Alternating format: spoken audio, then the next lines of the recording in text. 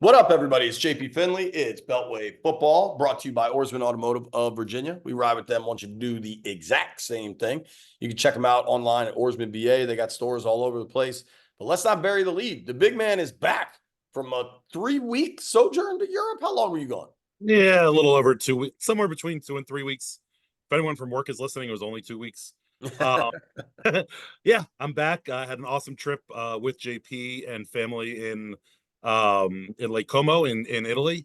And then after JP and his wife went home, I went to Switzerland and Spain, ended up in Pamplona for the running of the bulls, which I believe JP did when he was just a lad. Many Uh, moons ago. many moons ago. It was a hell of a party. It was a lot of fun. Switzerland was incredible. It was beautiful. Happy to be back. Sorry about the break in pods here, but you guys are about to be inundated with pods as training camp is right around the corner. I believe 9 days away, probably from our first training camp pod. Crazy. So things are coming. Well, we did one with Galdi while you were gone. It was fun to talk with Al, and I've been on his pod a million times. He had never been on with us, and I just enjoyed. And honestly, dude, because the radio's so different, time wise, and then usually it's just you and I talking, and we get guests sometime. But it was fun to just kind of chat with somebody. Nothing better than two dudes talking ball, Yeah, I felt bad. Galdi had texted me about going on his pod, and I was somewhere in the middle of Switzerland when that happened and couldn't quite work. I felt bad. JP and the radio guys were asking if I could come on, but the time difference and all that was. Don't feel bad. Don't feel bad. I feel like we had the Oktoberfest pod and we had an opportunity in Italy, but we were just doing so much stuff. Then I don't know that the drunk pod really crossed our minds too much when we were having some fun. Well, because it was when we were over there. You kind of had 3 distinct trips. I kind of had 2 trips where it was my wife and I for a couple days in Como, and then she and I did some activities on our own, and then we were all together for the wedding and the welcome party, and then we went that dinner in Bellagio was awesome too. Yeah, I guess big congratulations to Jordan, Paolini now, and Anthony for their wedding. It was unbelievable. In Tremezzo, the welcome party was at the Grand Hotel Tremezzo.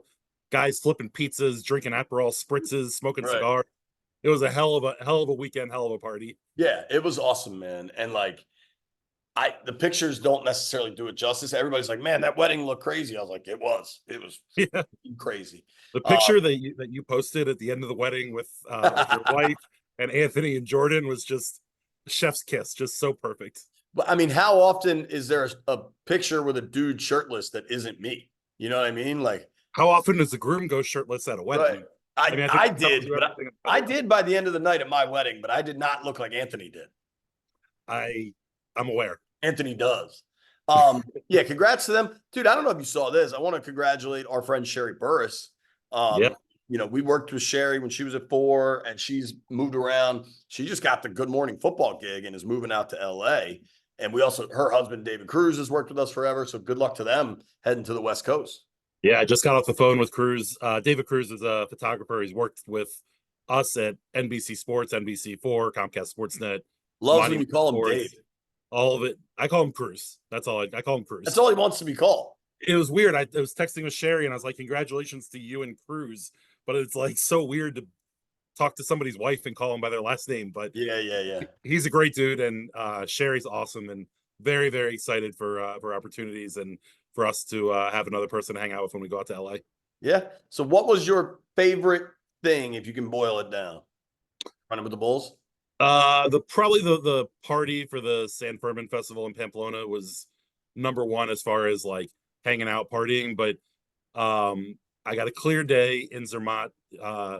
Took a train and a tram up to see the Matterhorn on a perfectly clear day, and then hiked down from there it was like a 2, 3, 4 hour hike or whatever. Just an incredibly scenic, beautiful day, and it was awesome. It was awesome. That's dope. All right, well, let's get down to business. Commanders made a hire. Standig broke this news. And I always love when a local guy breaks something, and I noticed that Rap retweeted him, which I thought was cool. Commanders hired former Panthers GM Scott Fitterer Listen, his tenure in Carolina was a train wreck, but you're working for David Tepper, where it's pretty hard not to be a train wreck. And depending what you hear, what you believe, it sure seems like Tepper might have kind of driven the bus on the Bryce Young trade. The tenure in Carolina was bad, but this dude's been a scout, worked his way up in the Seattle program. Who the Seahawks have historically drafted very well, scouted very well. Also means he's going to have ties to Dan Quinn. I think this is a good move for the organization. I was talking with Russell, who says he loves this move, and I was like, right, I like it. Like, I'm not, but like, this is what happens, dude. Front office guys kind of like waves at the beach. They kind of ebb and flow. You lose Eric Stokes, you lose Chris Polian, you bring in Newmark, you bring in Fitterer now. I think it's a good move for the organization. I think it's weird, quirky, whatever you want to say. And I recognize Hurney, it's basically a vacant role, but it is Right. that the Commanders now employ the two former Panthers GMs, and that they're not exactly plucking from like, the Chiefs or you know what I mean? Like, the Panthers have been really bad for a while, but I like the move. Yeah, I mean, the last time the Commanders plucked from the last two times the Commanders plucked from the Chiefs tree, I don't know that it really worked out as planned with Alex Smith, and then also obviously last year. But I was ready to make a Commander joke as quickly as anybody else when I saw the news. But when you go back and look, he spent almost 20 years in Seattle, and you look at what that team has done in the drafts, and it's easy to point out the Russell Wilsons and all the different guys that they drafted kind of later in the draft on the defensive side of the ball. But I mean, this is a guy who's accomplished and has shown some. Obviously, he has a connection to Dan Quinn, and I imagine that's kind of part of the reason that he ended up here. But it's, to me, he's not just a Panthers GM, and No. judging him by the record of what happened in Carolina, which they're also not saw that right away. He's also not going to be the GM. You know what I mean? Like, right, he's in player personnel. Like, right. Like, the Commanders have their GM, they have their top guy, right, who is the guy that is driving all this. And I think it's important that as they bring in these other people, you understand that it's not a committee decision here. There's a captain, and everyone else is the one of the most encouraging things I thought when they put out. I mean, the content was really well done. They put out kind of those videos from the draft, and it's so obviously Peters running the ship that, like, he starts to make decisions. Quinn comes and talks to him. He calls over Joe Witt or Kingsbury. He brings in Newmark. He shouts over to Rob Rogers to make sure the numbers all match up. But, like, it's Peters' operation. So this is cool. Peters wanted to hire him. I'm good with it. I think it's a good move. It's actually I'm watching the Netflix Receiver show right now. I think I have like 30 minutes left in the whole thing. But it was cool seeing Adam Peters at FedEx Field, and with all the Niners stuff going. His visit to FedEx, if I remember correctly, was kind of right as it kind of was being rumored that he might be interested. And I believe you may have had an opportunity to talk to him that morning on the field. Am I correct? What's that? You talked to Adam Peters when the Niners were at FedEx last year? Yeah, I did. Yeah. So anyway, Peters is the lead guy, and he's bringing in some folks to work underneath him. And I think that with a lot of these hires, you have that kind of PTSD of knowing who all these different dudes are from the previous regime, when there wasn't really any one person in charge. It's really Adam Peters, and the rest of these guys are going to come in, and it's interesting to know their names and their backgrounds. But ultimately, that Peters is the one that's driving this. Yep, totally agree. I thought this might be fun. Shout out to the people at Bet Online, because they send me emails and make it really easy for me to digest their content. And we're going to see all this stuff. It's probably out there on DraftKings or FanDuel. Are player props out yet for the season or not yet? You know what? I'll take a look to continue your line of thinking. Well, whatever. So, timestamp guy, it's Monday at 4:53. We'll give you a couple pods this week. But like, I thought this would be an interesting kind of training camp preview. I got props for Ekeler and BRob for what they're going to do on the season. For me, I don't think I'll actually bet either of these, but there are two that stand out to me that I would actually play, and they're kind of ironically the same one. But I'll start with Ekeler. They've got him at 450.5 rushing yards on the season. 450.5. 450.5. I'd probably go under that because I think he's going to be more utilized in the pass game than the run game there. But I think when we get to those receiving numbers, that's where I might be looking at an over. Well, we're looking at the same place. So I'm just looking at Ekeler last year. He had 630 last year, and he missed a lot of time. He didn't miss that much time, but he clearly wasn't like fully effective. He had 628 on the ground last year.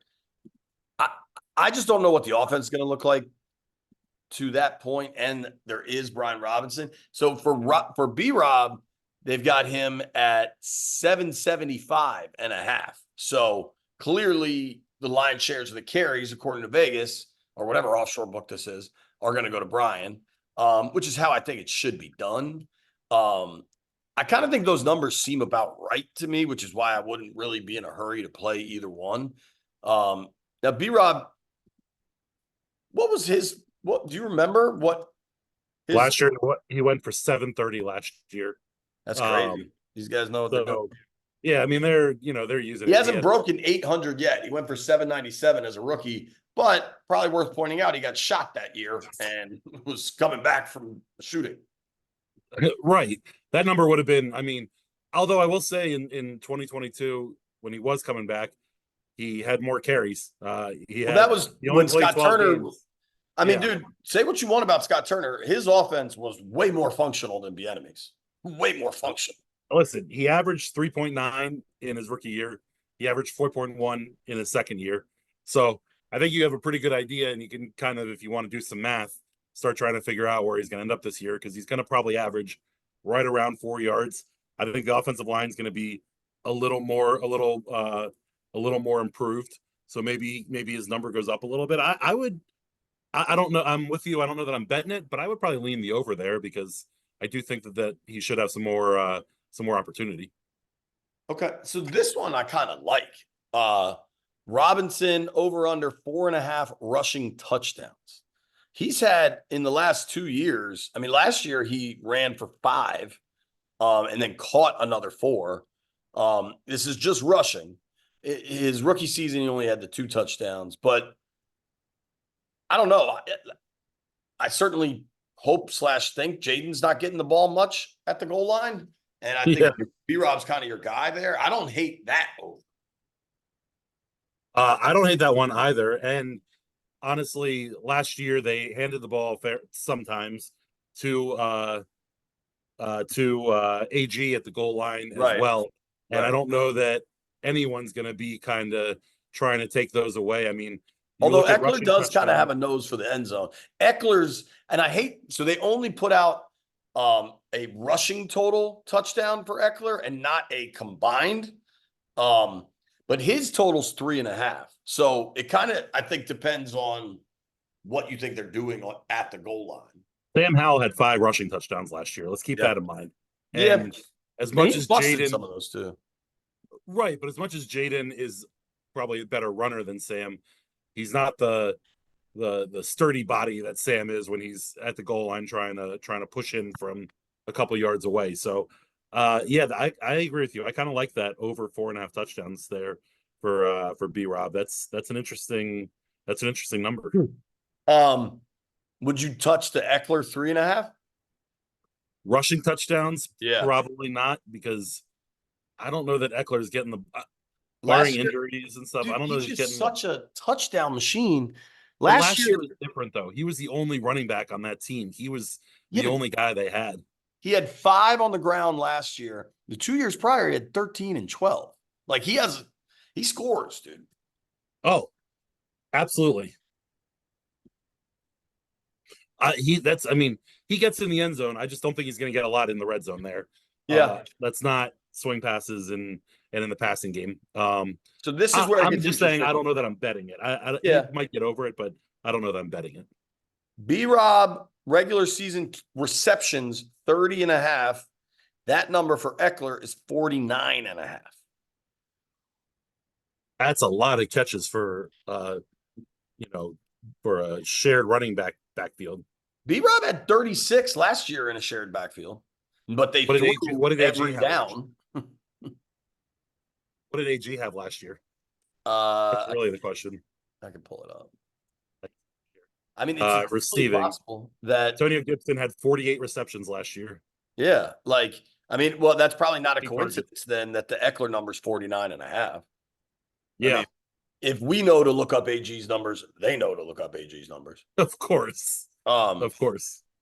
Ekeler last year had 51 catches on 74 targets. A lot of this comes down to productivity, right? Like, do you think the offense will stay on the field on third downs and put long drives together? Because if you think overall this offense will be effective, then you'd probably none of these numbers are like absurdly high. You could go over on these. I just don't know. I mean, offensively last year, they ranked poorly. They were 25th in points, 24th in yards. If you think Kingsbury and Jaden get them up to like 16th, 14th, then I think you're taking a bunch of overs here. Yeah, I mean, I think that you got to figure out kind of what this offense is going to look like and how you think Kingsbury is going to go with it. I mean, maybe it might be interesting to look back at some of the Kingsbury offenses, in Carolina and those David Johnson running backs and those kinds of guys who didn't I say Arizona? You said Carolina. Oh, yeah, sorry. Commanders were on my mind. Yeah, Arizona, obviously. And see what some of those Carolina. See what those numbers look like either way.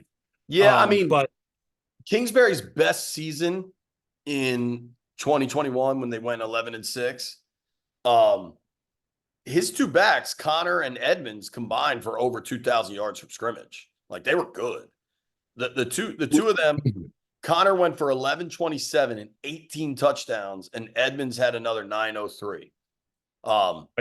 Edmonds had 43 receptions, Connor had 37. So you look at 80 between the two. And that I think that gives you a pretty good idea of what that could look like. And dude, even drill down a little bit more. Kyler that year had 430 yards on the ground. I think Jaden, I don't know that it's that much. I wonder if that's unfair to Jaden to be looking at the best season out there. If you look at Jaden's rookie, if you look at Kyler's rookie year from Arizona, they still had David Johnson, Kenyon Drake, and Chase Edmonds. Between the three of them, they got to about 2,000 yards from scrimmage. Like Drake had 814 and 8 touchdowns. David Johnson, who was nasty, but then I think maybe he either got hurt or that was the year he came on late. He had 700 yards from scrimmage, and Edmonds even had 400 yards from scrimmage. Yeah, I mean, I think one thing that we got to look at is just how much they spread the ball around, because in the receiving game particularly, you look at each of those running backs had 36 catches and 28 catches there. Like those guys, they don't go to kind of the old Larry centers where one running back / fullback is getting 50, 60, 70 targets a season. I think this is worth telling. Okay. In Kyler Murray's rookie season, which was also Kingsbury's first season as a head coach, the Cardinals were 19th in rushing attempts, right? Now, some of that's Kyler, and Jaden ain't Kyler, but he can move. The Skins last year were 32nd. They were the last, and they had the fewest rushing attempts in the NFL. So I think that rush number is going to not even out, but change a bit. And then if you look at offensively, Kliff's first year, Kyler's first year, they were 16th in points, 21st in yards. I think you could see something like that too, like a slight improvement, a slight uptick, not necessarily the best, but you do have a rookie quarterback still. I mean, 32nd in rush attempts, and you had Brian Robinson get to 733 or whatever the number was, 723. That makes that 750 number start looking a little juicier if they even move up to 20th in rush attempts or 23rd in rush attempts. Right. He probably gets over that number, that 750 number. So I'm going back to I think I said I liked it, but probably wouldn't bet it. I think I'm probably gonna maybe have a shekel or two on it. Well, dude, the second season for Kliff and Kyler, they were 6th in rushing attempts. Now, again, a lot of that might be Kyler driven, but it's not like they just drafted a quarterback with cement shoes. That number dropped significantly in 22, but I think that's when Kyler got hurt. Yeah, that was like Colt. it's also we can look back at the Kyler stuff, but Kyler and Jaden obviously aren't the same person, and we really don't know what Jaden, as confident as I am that he's going to be very, very good, we don't know what this offense is going to look like with him. And all this offseason talk, I'm so excited for the 24th when we finally get out there, so we can finally start seeing some stuff happen. But this is, I think you just got to take kind of all these numbers with a grain of salt, because I was looking on FanDuel here, and ether. They have FanDuel has a bunch of running back numbers, but nothing for the only commander they have rushing numbers for is Jaden Daniels, and they have his regular season rushing yard number at 550.5. That seems high, man. That seems quite high to me, but yeah, that seems like alarmingly high. Like, let's hope he's not running that much. The last one that I think you and I would both lean over, BRob regular season receiving yards 250.5. Last year, BRob finished with 370. Now he also got 43 targets because they just threw the ball constantly. So BRob's at 250.5 yards, and then Ekeler at 400.5. I kind of like the over on both of those. Now, the betting experts will tell you that you should basically take every under on season-long prop bets because you never know what's going to happen, and they pay way more. But, just for the conversation's sake, we're not taking injury into account. I think the offense is going to be way more functional, and I'd be tempted to go over on some of these things. Yeah, I agree. I mean, I'm looking through DraftKings here, and they have Terry McLaurin's number at 900.5. And to me, now that I think is how much does the ball get spread around? Maybe, but 4 or 5 seasons he's been over 1,000 yards with terrible quarterbacks. With terrible quarterbacks, and not the number of targets that he probably should be eating up. And I do believe they are going to spread the ball around some, but I would wager that Terry has more targets this year than he did last year. I think he had 130-ish last year, and he'll get there. I think he'll be north of that this year. McLaurin had 132 targets. Let's look at all right, the best year Kliff had in AZ. Who led them in targets? Christian Kirk had 103 targets. Now they didn't really stud. In 2019, Larry Fitzgerald had 109 targets. Okay. Man, I can't wait for football. All right, a couple other things. Hold on, I'm sorry. DeAndre Hopkins had 160 targets in 2020 in Arizona. Yeah. So, but that's, as much as I love Terry McLaurin, that's a different beast of a receiver there. And DeAndre Hopkins in his prime, especially at that point in his career, too. Yeah, he was pretty. I don't expect Terry's going to get to 160, but I do think he gets above 900 receiving yards. I mean, the target total, though, I think was inflated last year because the offense was so dumb. You know what I mean? And maybe Terry wasn't getting enough targets. I mean, wasn't it like weeks and weeks where he didn't have a first half catch and shit? But yeah, maybe receptions is a better number to I wonder if receptions isn't better, because I feel like 135, 140 is about where you want that number. Because you want Jahan getting the ball, and he had 79 last year. He had 79 catches last year. His peak in his career, he had 87.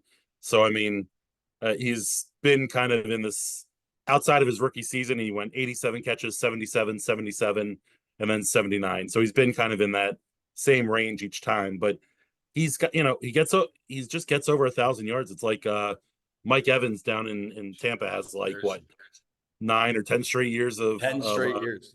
10 straight years of 1,000 yards. Terry obviously has a long way to go to get there, but he's one of those guys that, year to year isn't necessarily the most impressive guy, but then you look at the numbers and you're like, oh crap, he has 1,000 yards. Right. Like that's pretty good. And that's obviously the 18th game helps for all those numbers as well. 17 games. 18 weeks, 17 games. You're still jet lagged a little. Dude, my world has been upside down. I kind of like stayed up all night my last night in Spain trying to like get myself back. And the first night I was sure home, that's why you stayed up all night.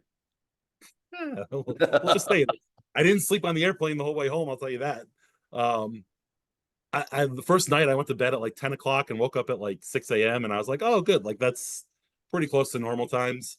And then I just kind of like, like with kids, like I'm reverse cycling now and I'm tired when I should be awake and I'm awake when I should be tired. It's a mess. I acclimated pretty well. Lauren had a tougher time, but our trip was also like a lot shorter with a lot of travel. You know what I mean? Yeah. So it's like a little more, I don't know, on steroids. I think this morning I woke up at like 3:30 or 4 a.m. and I like grabbed Carver to go for a walk. And he like looked at me and was like, go effing back to sleep. This ain't happening right now. How happy was he to see you? Pretty happy. He was big thanks to my parents who watched him for a big portion of the time I was gone. Camp Tischler, he had a lot of fun there and did well. That's great. All right. So I thought about this, and there are a few different listeners to the podcast that we could just text and get these answers probably. But I thought it'd be more fun to each make a prediction. Also, shout out. I heard we got a new listener down in Texas. We appreciate you, man. Yes. But so the last time we were out in Ashburn, they dug up the turf field. And they had to do it. The old field, that old turf field was awful. We all talked about it, posted pictures, documented, right? But the old turf field is where they built out like the infrastructure for training camp. That's where the podium tent was, like a big working tent for the media. There was a bunch of like hospitality, like VIP people and Player family of the players. Then every TV station got a tent. Some of the radio stations got a tent. There's a lot of infrastructure that goes into this, right? Last time we were there, that was all like it was not able to be used. And I don't know if they're laying new sod down. I don't think they're going to want us all setting up tents on it. No, so, that's going to be off limits for training camp. They said, I believe when we were out there last time, I was talking to some of the guys and they said the sod would be down, but the field wouldn't be ready to be used until close to the start of the season or the start of the season. Week 1 of the regular season was what I had heard, like for practice, like for players, not for us. Yahoo. So were you covering the team last time that they did training camp at the park? I mean, they did it last year at the park. I'm sorry, like before they went to Richmond, before pre-Richmond. Yeah. So what they used to do is they put the tents on the hill going up there, and that was kind of what they did for each of the. They did that during the COVID year too. But my thought was, if they're not having fans out there, then no problem. You can make it all work. But they still have 6 fan days, and that first fan day of I looked this up. The first fan day, July 28th and 29th, are both sold out on the website. Oh. That first fan day, July 28th, back together weekend, with the first practice, people get to see Jaden Daniels. It's going to be bananas. It's going to be packed. It's going to be RG3S. For the fans, I don't think it's going to be much different because they're going to have the what do you call it? The stands like they normally did. So that's what I want to do here, is make a prediction of what we do. I think we're going to have a tent. I think the media will have a tent on the far side of the fans, away from the facility, like in the end zone or by the goal line, sort of the third field. No, of the first field, the main field that that walkway that we normally walk down? There's not much space right there though. I think there's enough to put the media tent there. And on the hill, kind of sloping down from the facility. Yeah. This might be way too inside base. People really may not care about this. I think people have a good feel for what that looks like, and if you don't, Google Earth can show you what it looks like. But yeah, I think they're going to do the tents on the field over there on the hill, and they're going to do some sort of family section. Is the one thing that I don't really know how that's going to I work. think you could still put that where it was, right? Because wasn't that like kind of between the two goalposts of the two practice fields? Yeah, yeah, I guess they probably could, but the that's where the stands were, and then behind there was Yeah, where they had I like don't the think air you can do all conditioned that area. hospitality, or you Right, got to that's shut the down one of the fields. Like if they don't use like the far field from like that's next to the turf field, like if they don't use that, you could build out your hospitality there. I don't think they'll do that. They're on the field every day, you Dude, know, like it doesn't make. I don't. What I hope is that they don't sacrifice football operations for fan operations or for yeah. that. Well, and Like if you remember, they built out that like upper area attached to the building, and they were working on that last time we were there. Maybe it'll be right, done. yeah. And that could be your VIP and your family area, but it's pretty far from the field. You know, I'm media might be fascinated. on I'm really curious what it's going to look like. media might be on the helipad Ooh, yeah, up there. It's kind of far, but that'd be, you can put a pretty big tent there, and it's out of the way for the fans and the families and all that kind of stuff. And quite frankly, or dude, they could put us way down by like the cart barn. yeah, right. There's a lot of options. It'll be interesting to see. I think I'm interested. we talked about on the radio for a second, and I thought it was a lucid point by you. That fan day, that welcome back day on the 28th, could very well be first day in pads for those Yeah, guys, and we'll figure that out. But I yeah, think that's going to be a ton of fun, regardless, because I do think it's going to be RG3-esque level of excitement. I think for fans that I are think it's a there, little lower, I think it's a little lower, but I which is think good. it's up there, right? But I think it's up there, and it will Yeah. be exciting to see it. It'll be fun as hell for us to have everybody back and get to see all the friendly faces that we are used to seeing, and getting to say hi to and watch the team. I can't wait, man. I'm fired up. Last thing, I don't know. I did not cover him. I dealt with him briefly in passing. He was super kind. The Jacoby Jones thing just made me really sad. Um, the Yeah, plays he made for that Ravens Super Bowl run. I just hate to hear somebody that young and that full of life. I don't know if you interacted with him, but it just made me sad. yeah. I mean, because the Redskins were never in the playoffs, and we had a Right. deal with the Ravens, we would go cover them for the playoffs, and his catch in Denver, and then the Super Bowl was incredible. To me, I think, our good friend Torrey Smith obviously played with him, was good friends with him, knew him well, reading, seeing the pictures he's posting, all that kind of stuff. I think really kind of, it hits home, with these guys, and it's sad to see. And Mike Tomlin was posting about it. I just had a laugh because he almost tripped him on that kickoff return in the playoffs, Yeah. whatever year that was. That was, and he played for Tomlin after that. So, but yeah, sad story. All right, we're gonna boogie. We'll be dude, I don't know if you want to come Wednesday at Lost Rhino in Ashburn. Me and B Mitch are out there.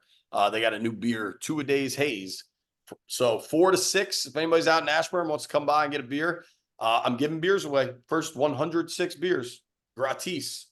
I mean, listen, you end every show saying, if you made it this far, I owe you a beer. Yeah. 106 of you can go run out there and claim them. Or one dude just drinks 100. If that happens also, whether it's reckless or not, you have my support, sir. Not you. Oh, all right, fine. Not you. Are you going to drink 7/10 of a beer so you can give away 106 and 7/10, or 3/10 of a beer? You think I should give away the backwash? I think there'd be someone out there that's ready to drink it. That's odd. That's an odd statement. We got to go. I'm glad you're back, big man. We'll do this again later in the week. It's fun. It's fun to talk ball with the big man. If you made it this far, I owe you a beer, and I'll give you one on Wednesday.